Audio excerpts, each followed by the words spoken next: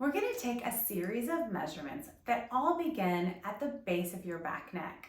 So to find the base of your back neck, you're going to feel for the knob that is at the top of your spine and at the bottom of your neck.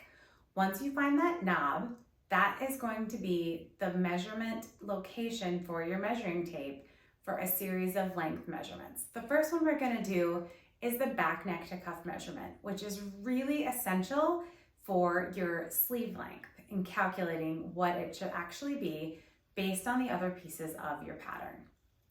So find that knob at the base of your neck, put the 0 of your tape measure right there. Make sure that your tape has enough length that's going to go down your arm. This is one that really is easier with a partner, but you absolutely can do it by yourself. You want to grab your tape measure so that the measuring tape goes across your elbow. Get a slight bend in your elbow.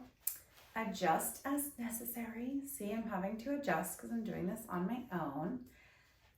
Adjust as necessary. Have a slight bend in your arm because most of us don't walk around like this. We do walk around with a slight bend in our arm. And then you're going, once you kind of have it all set up and your measuring tape is secure it with your finger right here. That'll allow you to let go of the back of your neck and you can figure out where you want your sleeve to end. So if you want a bracelet-like sleeve, it might be up here. If you want a full-length sleeve, it might be right here at your wrist bone. If you want an even longer sleeve, it could even be down here.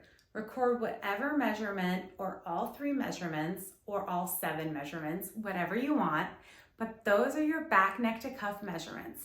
If you record more than 1 measurement, just make sure that you identify it while you're recording it so that you know this is bracelet length, this is wrist length, this is longer length. Go ahead and take your wrist measurements after you take your back neck to cuff. That way you can be sure that you catch your wrist at the same places or approximately the same places as your back neck to cuff measurement ended. So if you ended right at your wrist bone, you would just make a circle around your wrist. If you ended a little lower down for a longer cuff, you might want to open your hand a little bit and take that measurement. And if you did more of a bracelet length, go a little higher and take your measurement there. Record all the measurements that you want. Just know that in your wrist, you probably want to have about 1/2 inch to 1.5 inches larger than your actual wrist measurement when it comes to the finished pattern.